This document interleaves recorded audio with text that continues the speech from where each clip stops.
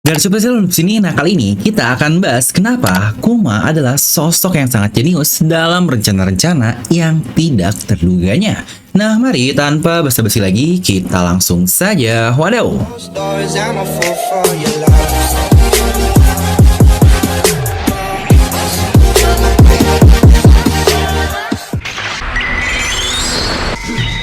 Nah dengan kita yang masuk ke flashback Kuma dari beberapa chapter terakhir, saya jadi rajin baca ulang nih chapter terutama untuk momen-momen yang ada hubungan dengan Kuma ini, mulai dari awal kemunculannya saat perkumpulan Shichibukai, lalu juga momen ketika dia ke Thriller Bark yang cuma sedikit tetapi sejujurnya ini hal yang sangat-sangat epic parah untuk semua panelnya. Dan momen terakhir tentu saja ketika dia di Sabondi Archipelago. Yang awalnya Kuma adalah sosok teror yang sangat berbahaya bagi bajak laut topi jerami untuk mengambil kepala dari Luffy yang sudah pingsan, namun terima kasih kepada Zoro dengan momen terbaik seantero anime, Luffy berhasil selamat walau Zoro harus menderita luka yang sangat parah. Dan tidak lama setelah itu, dialah sosok yang meratakan seluruh bajak laut topi jerami ke pulau-pulau nan jauh tersebar di Grand Line yang awalnya kita nggak tahu apa sih tujuan sebenarnya dari Kuma.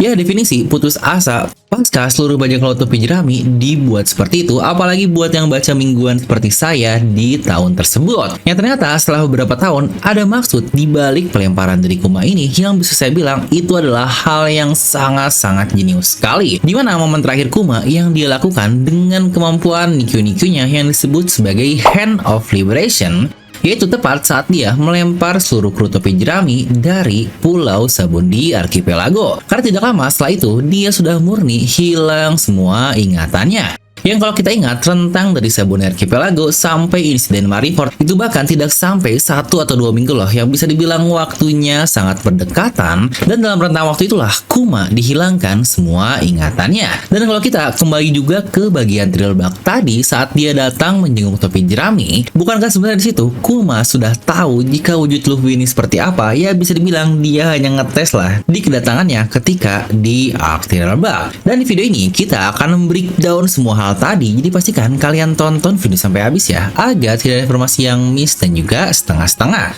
Serta pastikan subscribe dan nyalakan bel notifikasinya juga. Nah mari siapkan kopi, jangan lupa besar, pasang headsetnya, ambil posisi PW, and wadidaw. Nah dimana kita semua sudah tahu jika kemampuan dari Nikyu Nikyonomi terutama saat Kuma mengetes Zoro dengan memberinya luka dari Luffy, dimana luka-luka yang Kuma keluarkan dengan kekuatannya tidak akan hilang begitu saja, alias harus ada orang yang mengambil luka tersebut, jika tidak luka itu akan kembali lagi ke orang asalnya. Nah sebenarnya inilah momen tes yang tadi saya bilang terkait Kuma kepada sang tangan kanan dari kru tersebut yaitu Zoro, karena bukankah dari cara dia yang benar-benar respect kepada Zoro karena berhasil melukainya juga. Plus dia juga pastinya sangat kaget dan melihat potensi dari Zoro, terutama setelah mendengar jika Zoro ini memiliki ambisi yang sangat besar, tetapi bahkan dia rela menghilangkan ambisi sebesar itu hanya karena kaptennya ini. Yang jika dilihat dari semua flashback Kuma, momen-momen dia mengeluarkan luka seseorang itu yang pada akhirnya bukankah Kuma lah yang selalu mengambil luka tersebut. Jadi dari sini sepertinya memang sudah ada niatan nih dari Kuma jika Zoro tidak bisa mengambil semua luka dari kaptennya secara sempurna, atau mungkin ada opsi lain jika Zoro bakal kabur dan semacamnya, ya pada akhirnya pasti Kuma lagi lah yang akan mengambil luka tersebut. Yang bisa dibilang bukankah Kuma akan menyelamatkan Luffy. Tapi iya, Zoro adalah Zoro, dia bisa menerima double luka yang dia sendiri miliki plus luka dari Luffy yang sejujurnya ini adalah hal yang sangat-sangat gila sekali. Yang dari situ Kuma sendiri semakin yakin jika Luffy benar-benar anak Lady Dragon, karena tepat setelah dia meninggalkan lokasi tersebut, satu-satunya yang dia mention adalah dia punya teman yang sangat luar biasa, a very exceptional friend, yang pastinya tentu saja yang dimaksud adalah semua kru dari topi jerami. Yang bahkan di sini Kuma melihat ada Zoro dan Sanji yang rela mengganti nyawanya agar kaptennya alias Luffy dapat selamat. Plus kita juga melihatkan bagaimana semua kru plus Lola mereka tidak setuju jika harus menjual nakamanya sendiri, yang walaupun akhirnya mereka harus terluka akibat ursas shock dari Kuma tersebut. Dimana mungkin pasca inilah Kuma semakin yakin kalau Luffy dan seluruh krunya lah yang akan mengubah dunia di masa depan, atau mereka lah yang akan mendatangkan Fajar atau daun ini. Makanya Kuma pada akhirnya mengorbankan ingatan terakhirnya hanya untuk menyelamatkan mereka di Sabondi Archipelago, dan dia pun memberitahu kepada Rayleigh alasannya Yang bahkan tidak hanya itu, setelah itu pun dia melindungi kapalnya sampai satu dari mereka kembali ke pulau itu lagi. Yang bukankah itu hal yang sangat luar biasa? Lagi-lagi itu pun dibandingkan Kuma harus bertemu dengan anaknya yang sama-sama di Sabori Archipelago, tetapi dia memutuskan untuk menyelamatkan kru dari topi jerami. The Real Hand of Liberation yang wah ini gila banget. Nah juga kalau kalian sadar saat Kuma mengirim semua kru dari topi jerami ke seluruh penjuru dunia, itu terdapat alasan yang sangat-sangat logis dan sangat menarik. Ya walau kita semua udah melihat ya bagaimana Kuma bisa tahu lokasi-lokasi dari pulau tersebut karena kita melihatnya di flashback Kuma ini keliling dunia untuk mencari cara menyembuhkan penyakit Bone. Tetapi ternyata momen-momen ketika dia mengirim pun ada koneksi yang lebih dalam dibandingkan hanya asal kirim saja. Contohlah Franky yang Kuma kirim ke Karakuri Island atau kampung halaman dari Vegapunk, dan kita semua tahu seberapa dekat Kuma dengan Vegapunk ini, terutama selama masa operasi tersebut, yang bahkan Vegapunk mengakui jika Kuma orang yang sangat-sangat dihargai seumur hidupnya.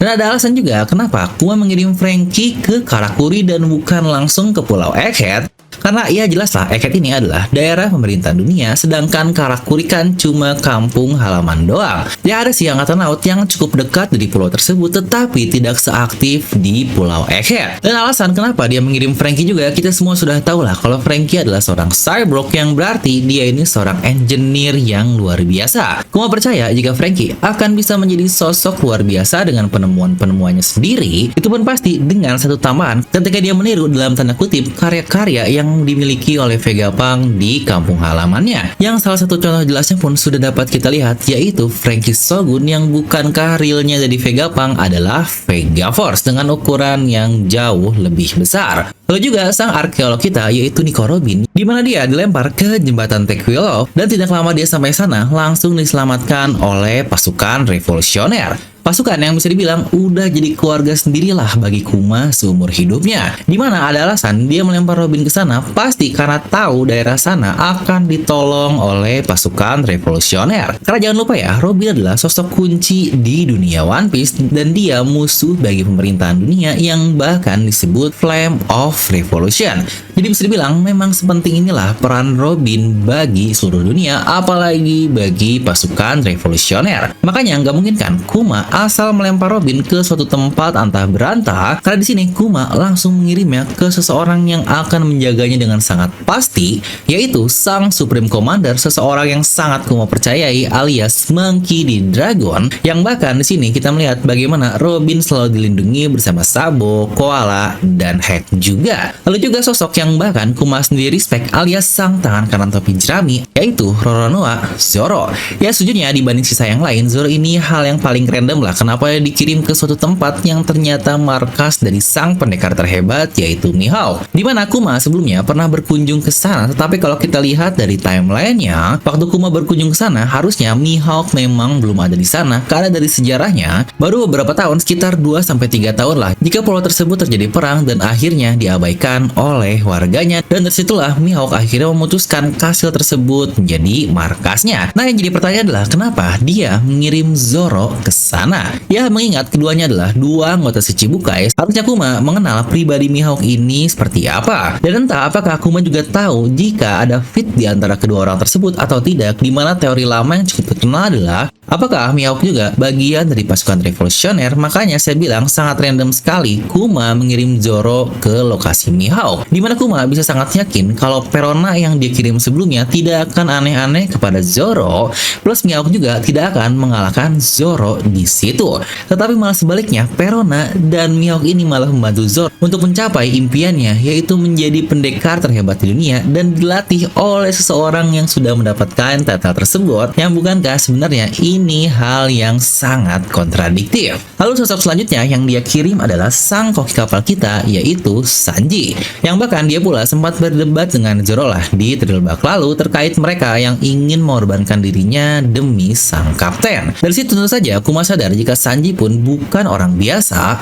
dia sangat respect sekali terhadapnya. Makanya Kuma pasti tahu karena Sanji seorang koki, dia butuh sesuatu yang ada hubungan dengan makanan unik. Dan dari situlah tidak lain dan tidak bukan Kuma langsung langsung mengirimnya ke sahabat yang dia kenal paling lama. Sosok kakak bagi dirinya yaitu Emporio Ivankov. Teman seperjuangan sesama mereka masih menjadi budak dari Tenryubito 38 tahun yang lalu. Dimana Iva sendiri pernah berkata walau dia mati saat diajar oleh Big Mom, dia tetap teguh dan berteriak jika itu adalah kemenangan mereka. Kuma tahu kru dari topi jeram ini perlu bimbingan dari orang-orang yang luar biasa selain berhubungan dengan spesialisasinya. Yang jangan lupa ya, Iva adalah salah satu karakter super kuat di serial One Piece. Dia bahkan bisa mengalahkan Sanji yang sangat-sangat mudah sekali. Dia pula masih hidup pasca bertarung melawan Magellan dan dia pula sempat melawan Akainu yang pastinya kekuatannya tidak kaleng-kaleng kan. Dan satu hal jenius lagi yang Kuma lakukan tentu saja saat dia mengirim Luffy ke Amazon Lily. Kayak, apa yang bisa Luffy lakukan di Pulau Wanita? Apa Kuma mengirim Luffy ke sana hanya agar Luffy bisa berlatih haki? Toh bukankah hampir semua penduduk Kuja dapat menggunakan haki? Seakan itu adalah hal yang sangat biasa.